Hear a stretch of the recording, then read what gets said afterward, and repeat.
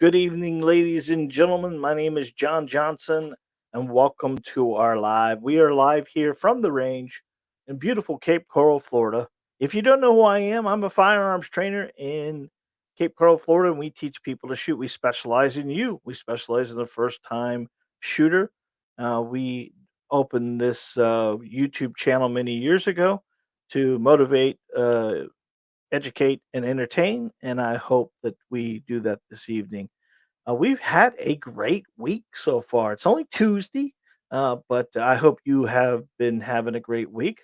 We did a couple different things this week that we normally don't get to do. We had one of our subscribers that from were Jim and Patty from Vermont. They went to Orlando over the weekend or next couple of days, and they came down all the way about 3 hours, 3.5 hours to come see us. So I want to show you a picture of us. I am working on the video at this point in time, but we haven't had an opportunity. This is a little snippet of the video. Jim was looking at the wrong camera. Patty got to shoot. Jim was looking at. We had two cameras set up, one for the target and one for there, and Jim was looking the opposite way. But that's okay. We had a great time. Jim got to shoot. Patty got to shoot. Got to watch a class with us as well.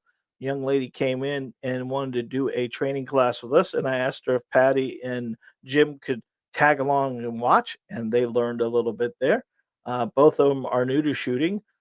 Patty did really wonderful. Jim did great. And we want to thank them very much for coming down and spending some of their vacation time in a car to come down and see us. And we were really, really happy about that. So thank you, Jim and Patty from Vermont, for coming down here and seeing us. We really appreciate you very much. Now, if you want to come down and see us, we'd love to have you too. We can set something up. You can do a training class with us anytime you'd like. We're always available for you. Jim and Patty were not expecting to shoot, but we gave them a little special treatment there due to the fact that they were physically down here and they made a special trip to see us. We actually set some time aside to give them a little bit of. They got to see the studio.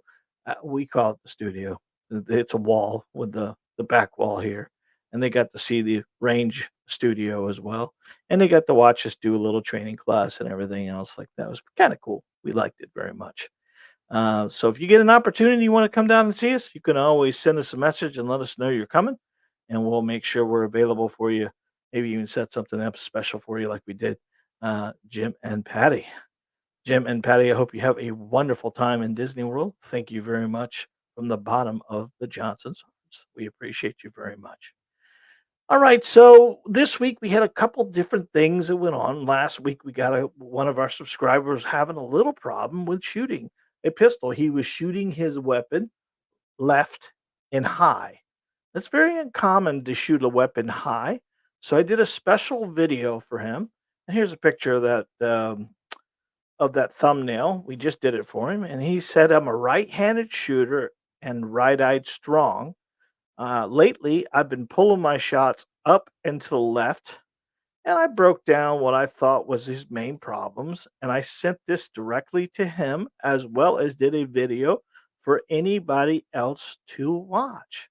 And there are a couple different things that I told him that he would want to work on. And number one is we've talked many times before in regards to making sure that we're not aiming in the center of the target. If we're aiming in the center of the target, remember those sights are above the barrel and you're going to impact a little higher than you normally would. And then get that proper grip. And I told him about grip and stance and a bunch of different stuff. And I gave him some ideas. And hopefully he'll take this to the range and be able to um, improve his accuracy. And I hope he sends this back to us and lets us know how he did. Guys, if you're having problems at the range, that's what we're here for. Please send us something like this guy did. He went in one of my videos. He talked about how he was running into a problem and didn't expect us to help him. But we want to help you. We want to send these videos out because if you're having the problem, ladies and gentlemen, someone else is too. So don't be shy about it. Send it to us. I can't promise you I'm going to make a video on every one we do, but when I see one like this that will help many, many students. And it takes me 6 to 8 minutes of video time, as well as probably an hour to scrub it all together and all that stuff like that. But that's why we do it. We want to educate, motivate, and entertain you. And this YouTube thing is why we do it so much. This is kind of one of those things that we love to do. Now, I told you last week that there's been a big change in YouTube. YouTube themselves is starting a a, a, a podcast as well. So we actually are changing our structure that every Tuesday night we're still going to be live, but after the fact, all of these videos you're seeing here will be pushed to a podcast as well. Most people don't realize a podcast is audio only mostly. YouTube is doing it differently because they're doing video and audio as a podcast. Now, I like that. I like the concept of it. But, we want to be available for you any way you want to consume our product. We want to have it available for you. So now we are on the iHeart, and we're on all the channels that you want to get your how you ever get your podcast and you want to see it. All you gotta do is look up John the Firearms Trainer, and I will be there. If you find one I'm not in, let me know, and we'll make sure we get there. But the YouTube, iHeart, uh, Shopify, all the major ones that are out there, the Googles and all that stuff, we should be on their um, podcast list. So we would love to actually get you guys over there as well. Maybe download some of these episodes and things like that. Things you want to take to the range, maybe listen to it with your iPods in, your buds in while you're at the range to help you focus on working on your accuracy or something like that. All right. Cool, cool. So we have a good group already this today. We got 12, 13 that have just popped up. So let's talk about those 13 people that we're on here at this point in time. Do me a favor, comment below. Let me know where you are. Let me know where you're from. If you're new, let me know you're new. If you're watching it through our YouTube channel, will you put YT on there? And if you're watching it on one of our Facebook platforms, make sure you put FB on there as well. And then let me know if it's your first time or not your first time. We're not going to check comments every 5 seconds here, but we'll wait for a little bit. There's one comment there already. But let me know where you're from. And if you have an opportunity and you find some value tonight, please don't forget to hit the bell icon, the like, and the subscribe button. If you're on YouTube, make sure if you're watching it through Facebook or anything, hit that like button, and then make sure that you are one of our followers, subscribers, or whatever you want to call yourself there. We would love to. We do these things for you guys on a regular basis, so we appreciate you very much. We got a great one tonight. Last week we had a pretty much an overview of how to shoot proper and all that stuff like that. So I took that one and I broke it down into an individual piece. And the one I broke down this week is 10 tips for a better grip. And the grip is so important when you get a firearm in your hand. There are so many different grips out there that I see people do on a regular basis that helps people and sometimes hurts people with their accuracy.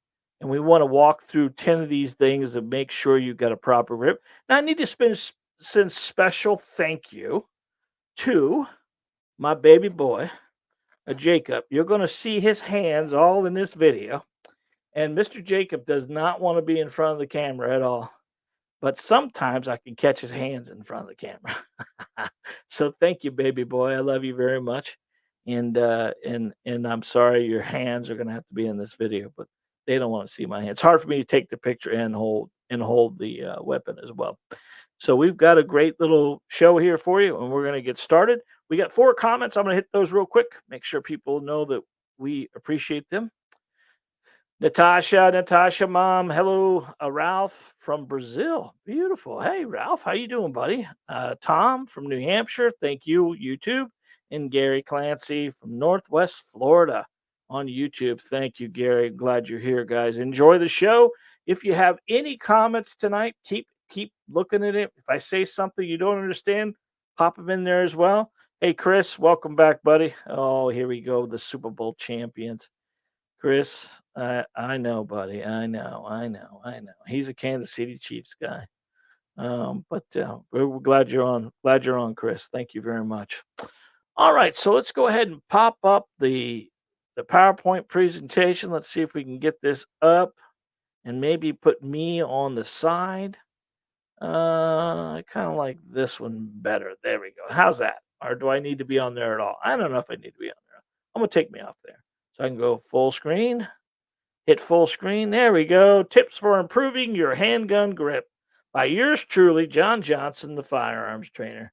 And this is going to be a list of things I think you guys can do very quickly to boost or improve your accuracy. One of the most important things people don't think about is, shooting is not complicated, it's complex, but it all starts somewhere and it has to start either at your stance or it starts at your grip. And I if I'm going to lay it out as far as priorities, I think the grip is very important. I think it's more important than a lot of other stuff. But you can get yourself at a point where you're going to over torque with your hands a lot. So each one of these has their special place in here. And I would highly recommend that you pay attention of what you think your grip is. I want you to think about this before you start watching this and remember the proper grip is something that we're going to show you, but you need to let me know what your grip looks like if you can. So let's go ahead to the first page. Here we are. All right, let's identify your grip. Check out these, right? So the very first one there is Mr. Jacobs got two thumbs crossed, but he has his non-dominant hand thumb crossed over his dominant hand thumb. Now the challenge of this, and this is shot an awful lot by a lot of people. Where do you think the challenge is here? I can tell you if you look at the first picture and the last picture, and which one of those two grips do you think is going to give you more skin around the pistol? If you're looking at the fourth screen and seeing Jacob's two thumbs on top of each other, you are covering 360 degrees of skin on that firearm. If you look at picture one, your left hand, Jacob's left hand, is being blocked by touching the gun by the right hand. It's being pushed off. And how much power and strength are you going to be able to grab that weapon if it's being blocked off the pistol? So the proper grip on this is Jacob's fourth one there. His two thumbs on top of each other. He's high up on the tang of the gun. He's got his tip of his fingers off the trigger on the other side. He's got his index finger laying on the bottom of the trigger well. There is no gapping here at all. And when he goes to push this trigger and push this weapon out, he is going to be pressing with his chest muscles and he's going to slowly press the trigger. Now let's look at the two in the middle. The one on the one on the I guess I would looking at me, it would be the second one if we're counting one, two, three, four. The second one is called teacupping. Now, how much of that grip, how much of that left hand is going to help you control the recoil of that weapon? And pretty much, if you're saying none, you're probably right because what happens there is you are not helping that left hand hold on to that pistol at all. You're trying to over torque with your dominant hand. And with that dominant hand, what tends to happen with most people is they begin to shoot to the right because if you squeeze a firearm really tight with your right hand, the weapon's going to turn to the right. See, when you equal out, like on that fourth picture, when you equal out right and left together, you're going to get a more positive contact. The more positive contact will allow that gun to stay more equal. And then if you got the gun over your dominant eye and press the trigger, not pull the trigger, you're going to have better control. Muzzle flip is an easy thing to control once you've got a hold of the weapon properly. And then we know what three there is. Three is going to get you bit, right? That's thumb crossing thumb. Now I see this an awful lot, and I stop it a lot in the range as well. How much control does that left hand have on that weapon? Very little. How much bite is he going to get with that left thumb?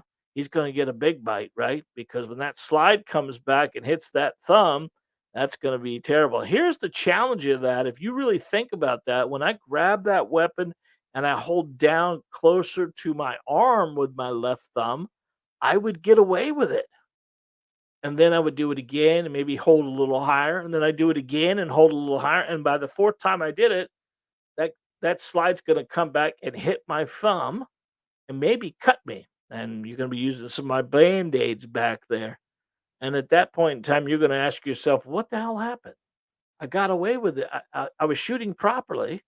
Well, you didn't realize you had your thumb back there, or no one stopped you from having your thumb back there. And then as you slid your thumb higher and higher and higher on the actual hand itself, that's when you got snagged. That's when you got bit. And backside of those firearms being shot, that spring loaded product comes back and really cuts your hands pretty bad. So you never want to do two and three. There are guys who shoot thumb cross like that on number one and get away with it and shoot it okay. I always say guys can shittily hold the gun and shoot it okay. Most women can't, and most people who want to be accurate needs to control it more than anything else. But there's no muscles in our hands. We just got to be able to control the weapon, and the more skin you put around that pistol, the better it's going to be. So if you identify in any of these grips, if you identify one, two, or three as your grip, you got bad grip. If you're identifying number four as a grip that you use on a regular basis, congratulations. That's the proper grip. That's the proper grip. All right, let's go to the next one here. Top grip. Uh, Top 10 handgun tips to increase your accuracy is ensuring a firm grip on the gun with both hands, using your dominant hand to hold the gun and your non-dominant hand to support the gun. Here we go. There's Jacob's trigger finger off the trigger like a good boy, and he's got a good grip. If you look at his fingernails on his left hand, he's squeezing pretty hard at that point in time, and he's getting a good solid grip. If you look here, he's high on the backside of that tang. He's got that gun level, and he's really, really beginning to control it. He's got a good solid grip. He's not over torquing, but he's not under torquing, and he's got complete control of that weapon as much as he can. So this right here, what I would say would be a proper grip. Pay attention to it. This is something that's high. He's got a good grip. He's got his trigger finger off the trigger.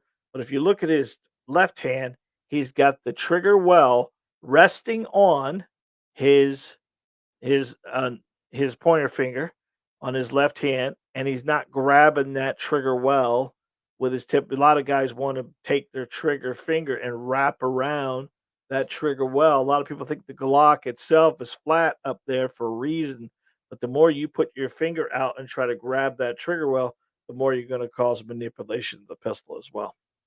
So, firm grip, both hands, using your dominant hand to hold the gun and your non dominant hand to grip the gun is what we normally say. A lot of people get into the 60-40 and all that stuff like that. I'm not really into the 60-40 thing. I'm just telling you, squeeze harder with your non dominant hand and squeeze less with your dominant hand. And between the two of those together, you're going to even the gun out. If you just want to practice this one time, make sure the gun is empty at your home. Make sure there's no rounds in it. Double check, double check, double check. And then put the gun in your hand and just one handed hold on to the pistol really tight and squeeze. You'll watch it roll off to the right hand because you're right handed. And if you do the same with your left hand, you're going to roll off the same with your left hand. The left handed person is going to push it off the left. The right handed person is going to push it off the right if you're squeezing it hard with your dominant hand. Now, take your dominant hand, squeeze a little bit, and your non dominant hand and squeeze a lot. And that'll level that pistol out to allow it to stay level as you're shooting it. It's a control thing at that point. So number 1 is a firm grip. All right, let's do the next one. Yeah, positive. Position your hand high on the backstrap. This is one of those things we always tell students about. Make sure you're high up there. See with the arrow pointing at Jacob's back of his hand, and he's really high. With the picture down below, he's got a little bit of gap. Imagine that gap when you want to engage that trigger. Look what he did with his thumbs on that gap situation. See where his thumb's laying down? It's not on the slide at all. It's laying down itself. What's this gonna do? It's gonna allow that gun to muzzle flip a little bit due to the fact he's got a little bit of gap in there. The more he tightens that backside of that gap up, the less likely the gun's gonna muzzle flip. And this right here is one of the challenges. When you reach up and grab that pistol, make sure you're high on the tang. This picture down below, this little curve you see at the backside of this pistol is what's called a tang, and you got to make sure you're high on that tang when you go to shoot the pistol, or it's going to allow it to mush.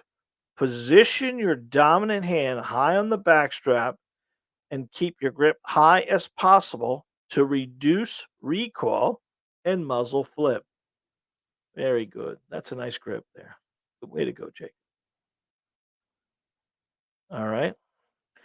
So we always talk about when you're picking a pistol up or putting a pistol down, we got to make sure we're disciplined on trigger control. And trigger control for us is one of those things that we here at the range always talk about. Make a pistol to pick up a pistol.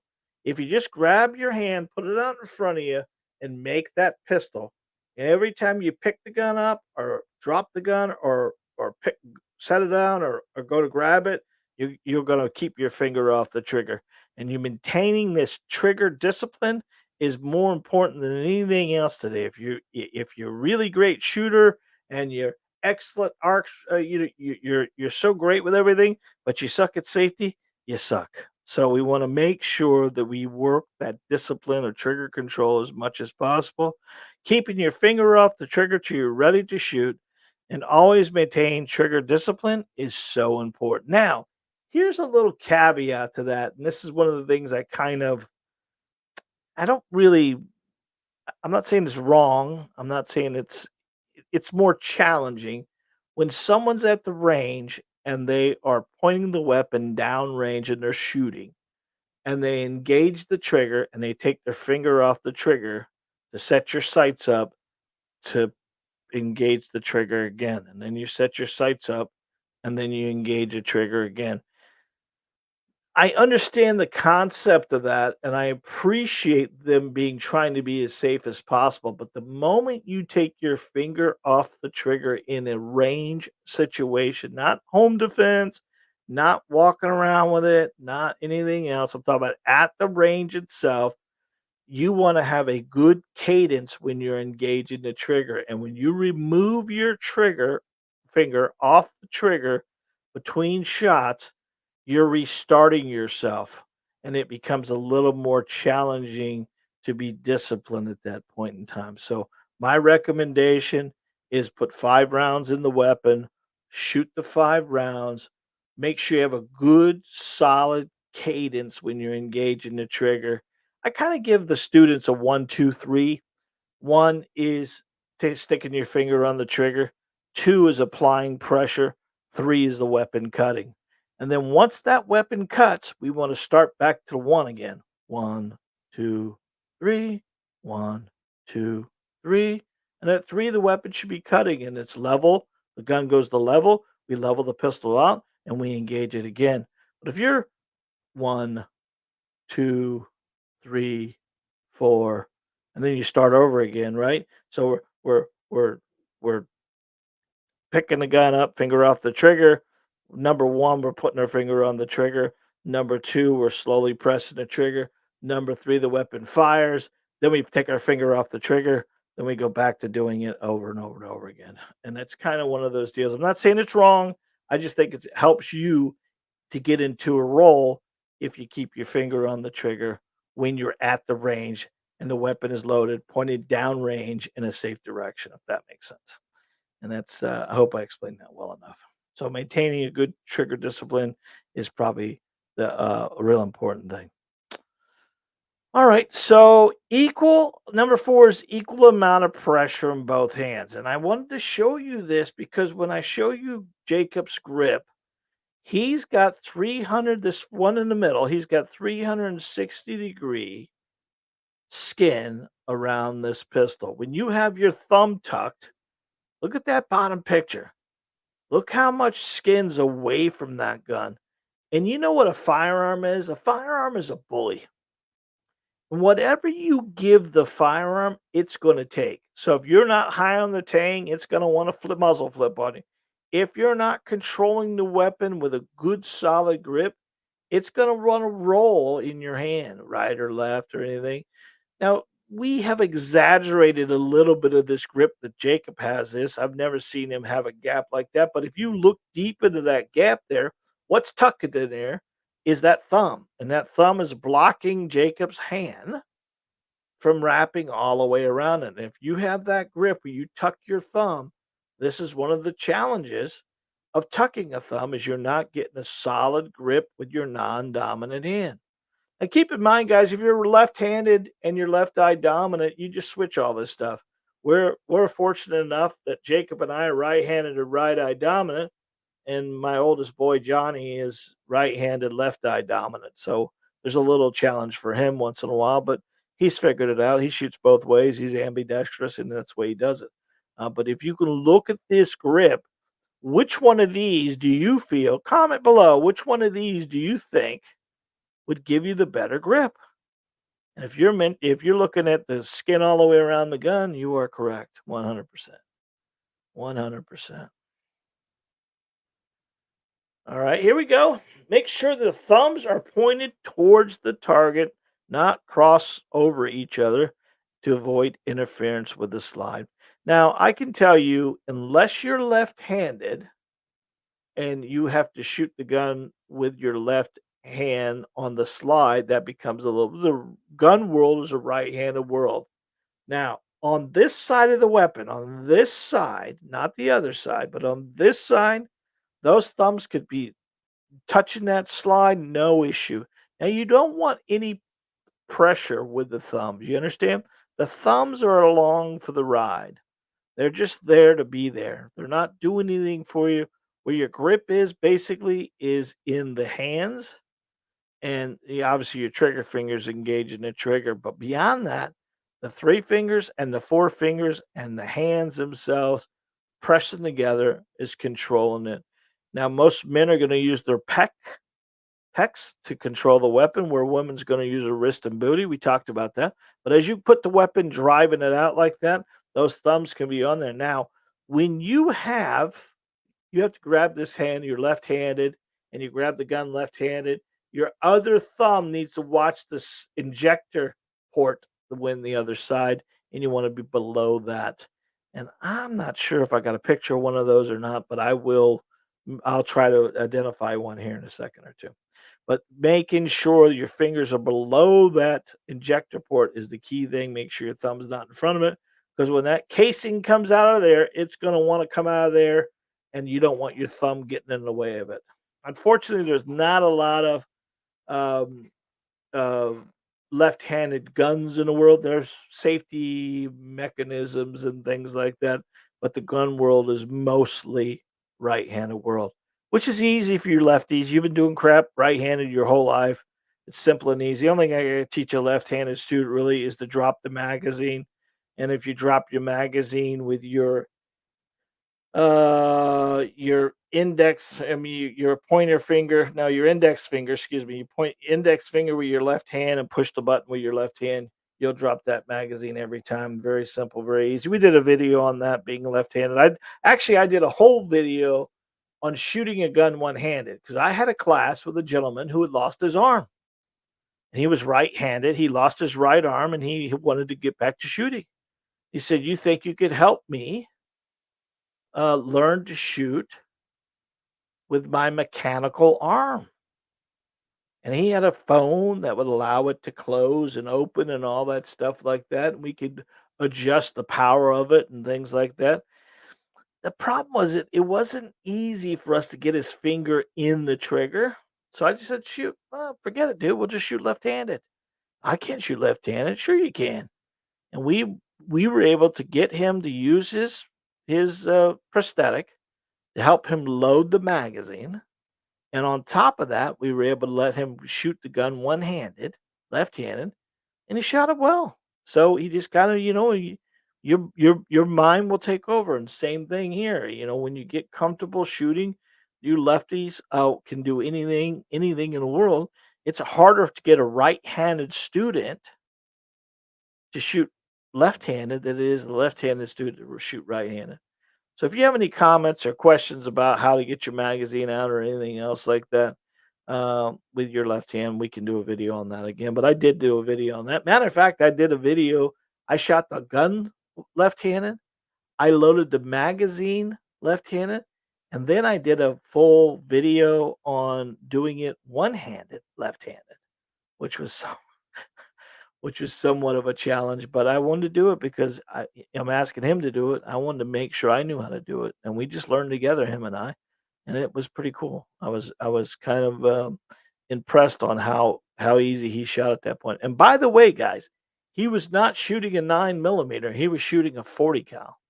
And that 40 cal, I've already talked about how high performance that round is, but he physically was able to do it, and it worked out perfectly for him.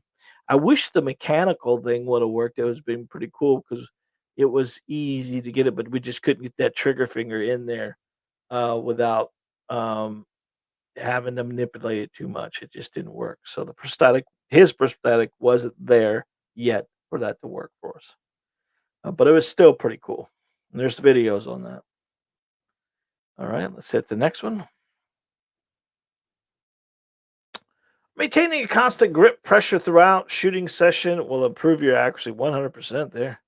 There's where I see most of the problems. Why people get away from why people shoot uh one up, one down, one right, one left is they're not getting consistent grip. Now, if you pay attention to what Jacob here, he's got his thumbs way out there. He's locked that wrist out. You lock that wrist out, you grab that bottom hand, that left hand itself, and Jacob here is minding his gap. If you look at the pistol itself and see where his trigger finger's on that trigger, there's a gap between his hand and that weapon.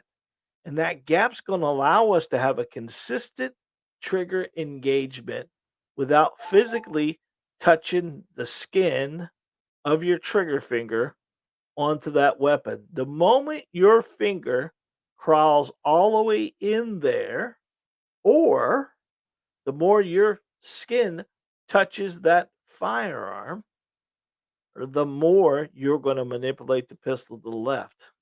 And this is very common for people to travel with their trigger finger. They'll be consistent one and then the next, and then the third shot, their fingers going deeper and deeper and deeper and deeper in the trigger, and there becomes a risk. So if there's a video, I don't know, 6 months ago, we talked about mind your gap. This is what we're talking about. You want to make sure you're not gapping all the way into that gun or using the crease of your finger to engage a trigger. That'll cause a lot of it as well. So proper grip, maintaining consistent grip throughout your session. This is challenging for a lot of people. What tends to happen, and if you get to the point where you are shooting 5 rounds at a time, you can control 5 rounds. You can't control 15.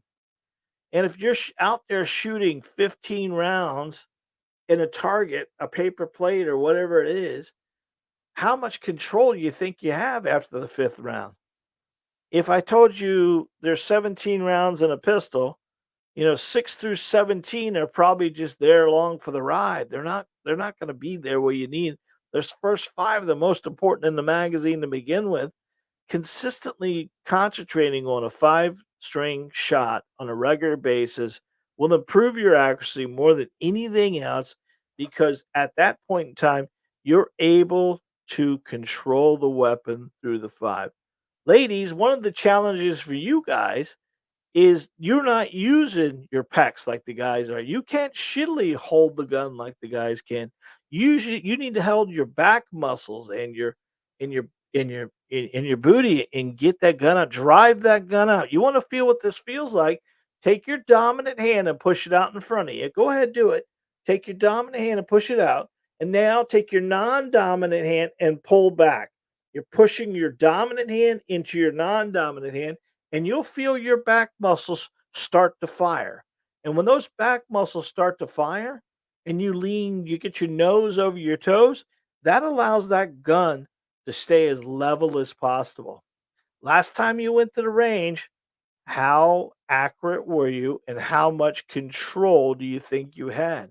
If you try this push and pull, now listen, there, ladies, there is a full playlist of all kinds of women's videos on there of my daughter-in-law, my future daughter-in-law, Hillary. I did a full class with her, and she shot wonderful that night. We have another. We did a full training class with another young lady. We've done a bunch of stuff, and all those are in there. And you watch a couple of those, it'll help you tremendously become more proficient. You know what? Shooting a pistol's never been complicated. It's just complex, and there's a few little things you got to do. And once you get them, and once it makes sense to you, then it becomes easier and easier and easier. All right. So maintaining a constant grip, pressure throughout. That's the key thing. A lot of times, what you see women do is they'll put 15 rounds in a gun and they're trying to drive with their back muscles and they know all the secrets, but they can't control that all the way through and they begin to lose that pressure. And once you lose that pressure, your actually is going to be really weighed at that point in time. And then when you're talking about good habits and bad habits, we all know that bad habits pick up very quickly. Good habits take time, discipline.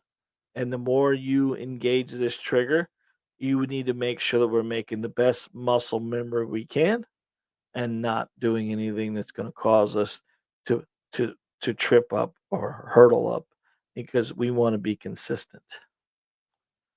All right. So we talked about dry fire many times before, but anything we do when it comes to dry firing, it's got to be proper grip. Practicing dry fire with a perfect grip without live ammo, focus on proper hand placement and trigger pressure as well as control. This is one of those things that the more time you spend focusing through that weapon, make sure it's over your dominant eye and getting that good grip. I have my packs kept firing here right now. I've got the gun over my dominant eye. I'm looking through the weapon and I'm making sure that my grip is decent enough that I control it. I always have these short little thumbs, anyways, but for me, I'm able to control the weapon pretty well without putting too much pressure on there. And where the real challenge of most people are is not understanding how to control it with the grip itself. So number 7 would be practicing your dry fire grips.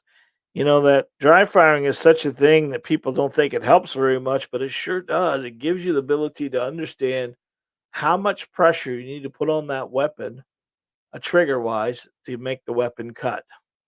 If you have a firearm in your hand, you should not have to guess that the weapon's going to fire, but you should not know the weapon's going to fire, if that makes sense.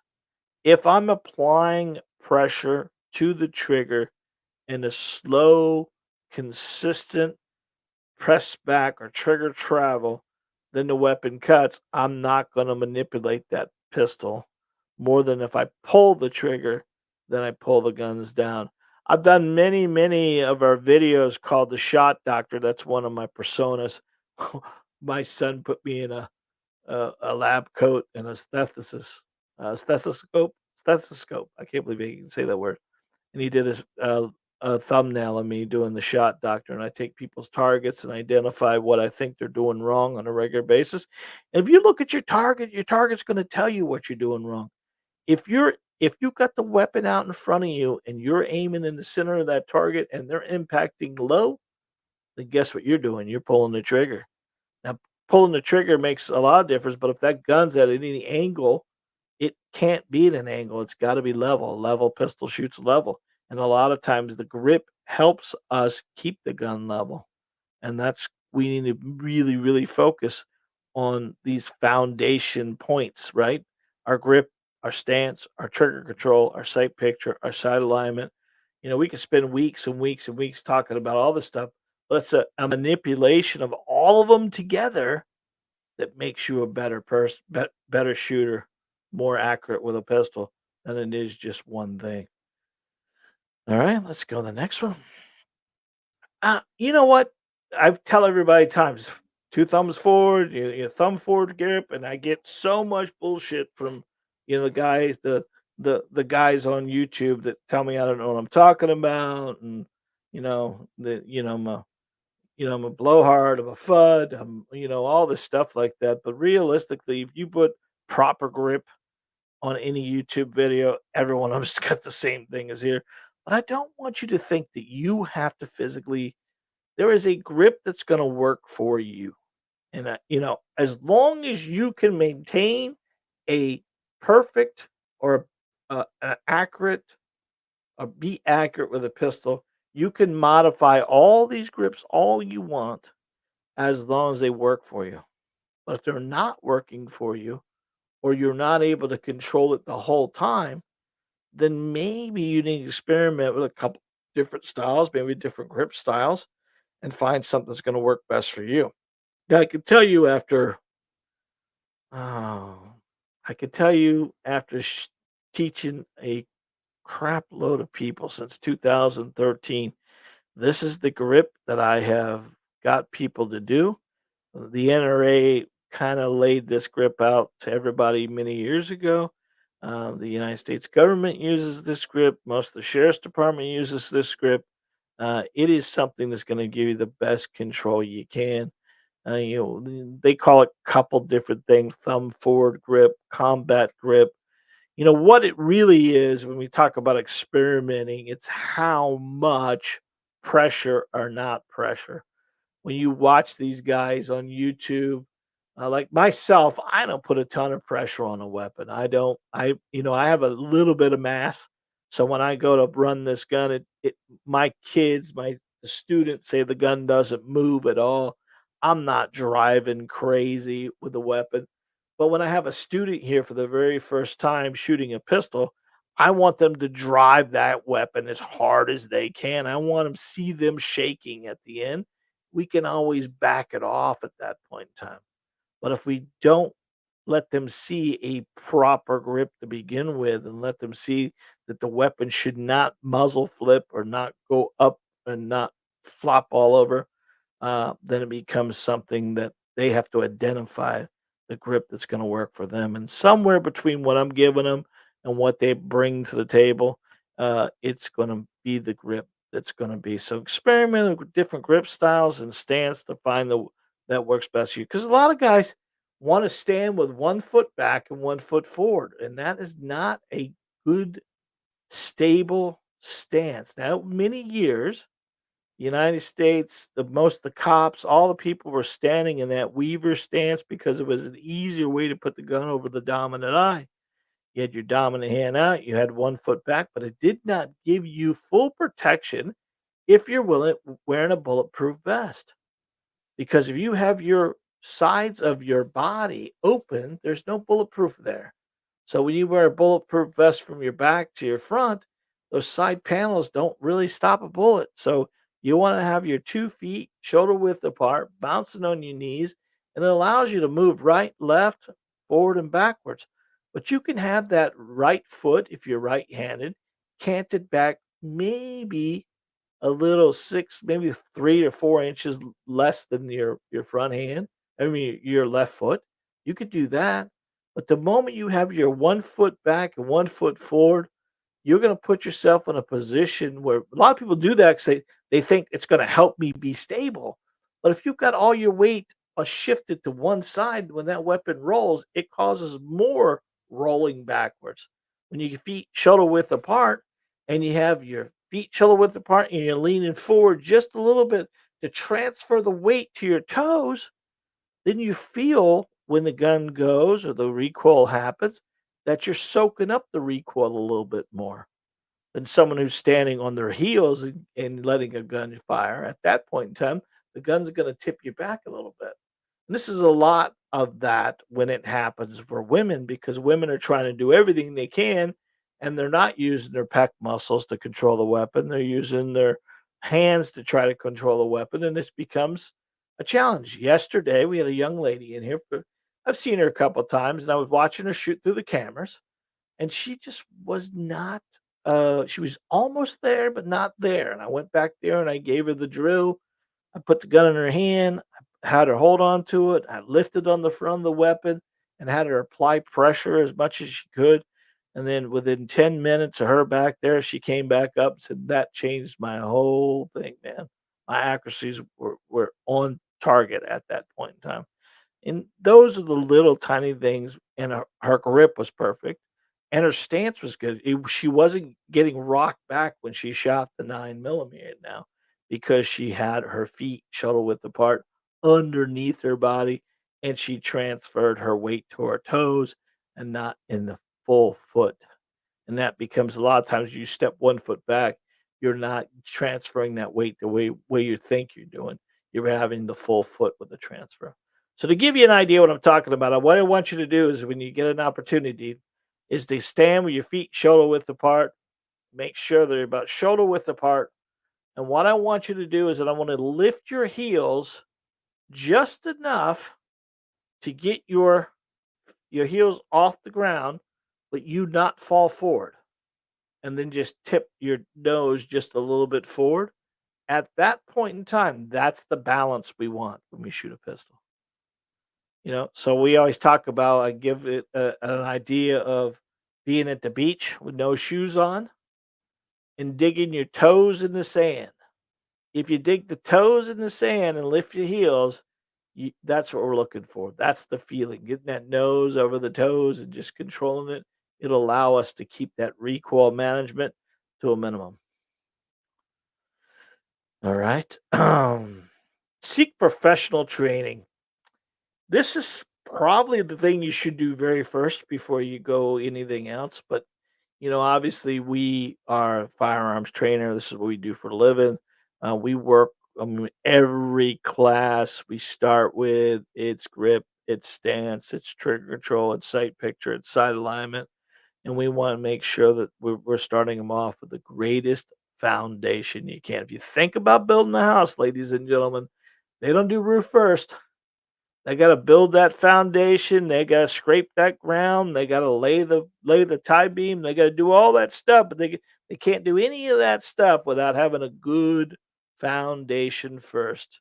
And and firearms instructors are designed to give you all this stuff in a mode that you can consume it your way. Now, when I do a training class, and you can watch some of those training classes because I have a full line of videos from our website. It's just me doing training classes. You're watching the class like the students here in the class. You're watching the class, and I think it was called "Watch Me Work" or whatever it was. But it's kind of cool because that concept gives you an idea of what we talk about in class. Now, if you're not in our area, which we just did the comments here a few minutes ago, and there are people not from here, they're not from Cape Coral. Obviously, if you're in Cape Coral, Fort Myers, Southwest Florida area, I've got guys coming all from Marco Island. I've got people coming from the Glades. I've got people coming from Port Charlotte, Pine Island, Vermont. Jim and them came from Vermont. But I would love to teach you. But if you're looking for a good quality instructor, there are a couple places you can go. You can go to the NRA's website. At the NRA's website, you can put your actual zip code in, and they're going to give you NRA instructors phone numbers that you can contact. Now, I would recommend that you contact them. I would recommend that if they have a website, look at their website and look at their reviews. And if you think it's going to click for you, get there, get that one, do that, right? But if you don't think that's going to work for you, find the nearest gun range. Most of the gun ranges in town hire instructors that are qualified to do that. Now, if you don't have the NRA or you don't want to use the NRA, you can always use United States Concealed Carry Association. I'm a member of the United States Concealed Carry Association. I'm a certified instructor for them. Jacob is a certified instructor for him. Heidi's a certified instructor for him. Uh, uh, Johnny is a certified instructor. Natasha, one of our secondary people that help us here at the range, she's certified with them, and we can get you can get a certified instructor by just putting names in your zip code as well. And they teach us a lot of this stuff that we kind of take what we give them, and they have some platform things they want us to kind of work their numbers in. But these are ways you can do it. But getting professional training to receive personal feedback and guidance on improving your grip and your whole shooting fundamentals is going to be so important. And it would be highly recommended, probably to do this before you got to the range. But a lot of people think firearms instruction is expensive. I want you to think about this. Let's look at a bag of 9 millimeter. I don't know every place in the world, but I'll just give you my bag of 9 millimeter. I have a bag of 9 millimeter. It's 100 rounds, costs 28.99. So that's 28 cents a round. All right. Now, I want you to think about last time you went to the range. And I want you to tell me where you think your accuracy was. Would you say if those 100 rounds, do you think that you were kept them all in a 6-inch circle at 21 feet, which is 7 yards? And if you said, if I told you that the 100 rounds, would you consider yourself 75% accurate? That means 75 bullets stayed in that 6-inch circle at the 21 foot or tighter, or would you be less? And what if I told you a firearms instructor with proper training could keep you above 75 to 80% on every bag? That means 80% of the bullets that shot out of that bag are going exactly where you want them to in only a few pulls versus 50% or 60% or 30% and blaming the gun every week, right? And then after you've done that 5, 10, 15 bags and picking up all those bad habits, and then you want to go to a firearms instructor and say, "Can you fix me? Can you help me?"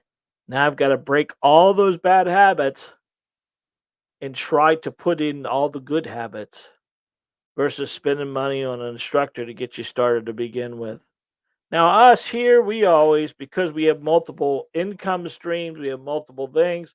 One of our basic pistol classes here, guys, is only 99.99, which is, pretty cheap for what you get private class.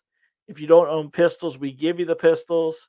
We let you try the pistols. If you haven't tried a couple of the pistols, some of those pistols are the top quality pistols on the market. Now we don't carry everything. We don't carry every stock product. We're not a gun store. I wouldn't consider us a gun range. We're a training facility, but everything we have here is shootable.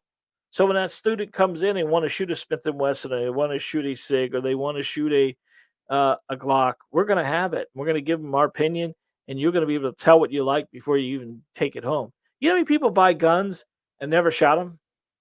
I've told you this multiple times where people are buying pistols because somebody told them that Glock 19 is the best carry gun in the world. That Glock 19 is the worst carry gun in the world. Now it's carried, but for somebody who is 105 pounds, a woman putting a four inch pistol and trying to carry it, it's just not going to happen. It's too big of a gun. Now, is a Glock 19 a great pistol with the ability to pick something up smaller down the road when you're ready? Yeah, great, beautiful. The problem with Glocks is their trigger is kind of a stiff trigger, and majority of the women and majority of elderly people tend to can't rack a Glock very well or can't load the magazines very well. The Smith and Wessons put out a lot of products now that are very easy and very smooth and everything else like that. Get the right instructor, get the right place, go the right place. You're going to be able to do all that stuff prior to picking the right gun. I know it's challenging to go. Most places in town won't let you shoot unless you have a gun, and you can't get a gun if you don't know how to shoot a gun. So it's a catch 22. I get it. I get it. But keep in mind that our instructor's licenses cost us money, our insurance cost us money. And when you've got people who want to come learn, but just want to come to the range and rent a gun to learn, that's probably not the best thing. When you want to buy a motorcycle in Florida, you got to take a motorcycle endorsement. You got to take a class. You can't go buy a motorcycle without having your motorcycle endorsement because you can't get your license at that point in time. They don't do that with pistols in Florida. In a lot of places, they don't do that. So you got to get your head around this. These are not hard or complicated, but there are some learning curves that you got to make sure you do. And that's what a trained professional will do for you. Not saying you have to hire an instructor. You may have a brother in law, you may have a sister or brother or whatever that can work you through it. Maybe they've taken a class or two, but when you put the class underneath you and you feel it and you're in it, it truly makes a difference. And you can see it. I can physically see it. I can feel it when I'm in a range and watch a student gradually become better and better and better and better. And that's what we want. That's what we want. That's the whole idea of this thing. All right. So seek professional training. And of course, I had a picture of me. Yeah. Remember, always prioritize safety. The four safety rules: keep the weapon, treat the weapon if it's always loaded. Keep your finger off the trigger till you're ready to fire. Never point the weapon at anything you love or don't want to destroy. And always keep the weapon pointing in a safe direction. Continuously practicing and refining your handgun grip and your technique. Your targets are going to tell you what you're doing wrong. If you're honest with yourself, this is why the single dot drill is a great drill. And we sometimes they call it single dot drill. Sometimes they'll call it a bullet drill, where you take a white piece of paper and you shoot a bullet into the white piece of paper, and you're aiming at a spot on that white piece of paper. And if you impact that spot or close to that spot when you've got that gun level and you engage that trigger properly, but if you're aiming at that spot and that bullet impacts 6 inches low, well, you pulled the trigger at that point in time. And there becomes the challenge. We need to get to a point where that pull could have been a grip issue. That pull could have been a gapping issue. That could have been a lot of different stuff. Most of the time, you're mixing a couple different things that's causing it to impact low. Majority of the stuff that impacts low is because you're pulling the trigger or you're looking over top of the pistol and not looking through the pistol. Impacting high, like I told you before with the guy this morning, is focusing on that front post only, not looking through your back sights, and maybe pointing in the center of the a dot and not doing the 6 o'clock hole will cause some high impacts as well. You can't have that front post, what we call shark finning, where the front post is higher than the back post. There becomes a real challenge for you. Uh, Continuously practice refining your handgun grip and technique. Keep in mind, handgun grip techniques work differently for each pistol because how the pistol fits in your hand. You could shoot really well with a Glock and really crappy with a Smith, and they're not much difference in the two, but because the way the gun fits in your hand, it just does not feel. For me, I'm a Smith and Wesson man. I like Smiths, all those Smith products. Glocks tend to give me a thumb bump. I don't know what it's about. I hold the gun and it dips my finger and it hits me every time and bumps me every time. So I don't really like the Glock itself, but I get clock I get called Glock boy all the time. So when you watch most of my videos, you'll see me doing. I'm shooting a ton of different pistols because it's part of the whole thing. But we do a lot of the Smith and Wesson Equalizer, the Smith and Wesson Shield Pluses. We do the Glock 43Xs, and each one of those grips are a little different, and the angle of the grip is a little different, and it causes us to shoot a little bit different each one. So make sure when you're practicing your grip and you have three different pistols, don't assume that the grip you're going to have for this weapon is going to work for that weapon. All right. Okay. Thanks for watching. Don't forget to subscribe to our YouTube channel for more tips and tricks on mastering the basics of shooting. As I told you guys many times before, we started this many years ago. Educate, motivate, and entertain. If you found any of that in any of these videos, please do not leave tonight without making sure you subscribe, like wherever you are, if you're on YouTube or one of my other thing, and make sure you follow us as much as you can. We have our Facebook pages, we have our YouTube channel, we have our TikTok, we have Instagram. Now we're on Spotify, all the major podcasts. I want to say bipod all the time. I don't know why I do that. So let's get out of this and go back to the main screen. There I am. So from there, let's get in, exit the full screen and get to some comments if we can. All right. All right. So comments are below. Here we go. Okay, Natasha and Natasha's mom, thank you very much tonight for showing. We appreciate you every week. Ralph, Brazil, that's beautiful, bud. I hope it's beautiful there. I've never been. I would love to go. Uh, Papa Weasel, thank you very much for being here. So, how is your grip? Which grip do you have? Is there any questions we could talk about there before we get out of here tonight? Because tonight is Tuesday night taco, and Miss Johnson's at home right now, cooking up that taco meat, or she should be. Maybe. I hope. You never know. Uh, Greeting from Virginia. Hello, buddy. Um, Wolverine is what he calls himself now. Very cool. There it is. Greetings. Thank you. Greetings, buddy. I'm glad you're here. First time being on the live, buddy. Thank you very much. 701. Well, it's been a great evening tonight. I'm really, I can't believe it's been an hour. Did I talk that long? I must have gambled on, gambled on, gambled on. What do you think of a grip sleeve? I have a big hand and sometimes find Glocks a little small. Yeah, man, that'll work. There's a lot of stuff. The only thing I don't like about some of the grip sleeves is that they cause premature sweating. So if you're going to get a grip sleeve, you want to make sure. A lot of times when you put those grip sleeves on, the trick is liquid soap. And once you've put that on, it can go on and you can move it around a little bit. But Ralph, it all has to do with how it feels to you, buddy. That extra little grip.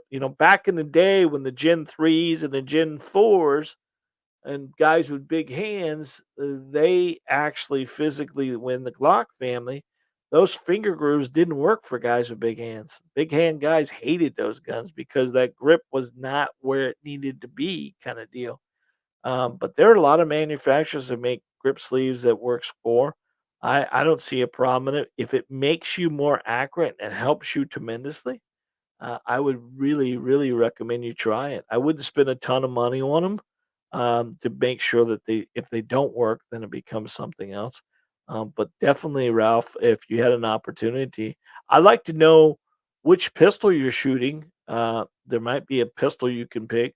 Are you talking a Glock? Are you talking a Glock that you're using? And is it Glock 19? Is it Glock 17? Or is it's one of the smaller ones? Because Ralph, that'll make a big difference on.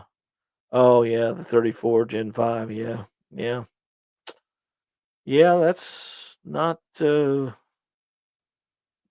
So the Gen 5s are no finger grooves at all. So yeah, that would be the one challenge thing there is to make sure that you make sure that you don't find one of those grips that's going to give you a finger groove at all. Because you probably being a big guy who likes the full grip there. That's an awesome question. Thank you, Ralph, very much, buddy. How long you been shooting that 34? You've had it a long time?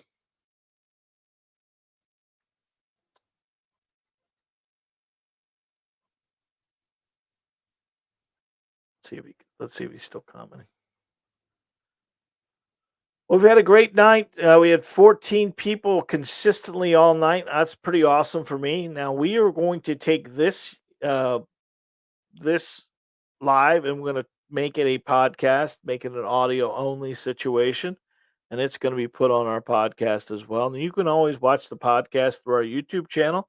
But if you are downloading podcasts from anywhere else, you can physically 18 months. Beautiful, beautiful. That's awesome, dude. Well, I'm glad you're here. Ralph, is this the first time being on the watching the show, or have you been here before? And where are you out of, Ralph? Yeah. So let's go up top here and say goodbye to everybody tonight. Natasha's mom. I hope you guys doing wonderful. Thank you very much.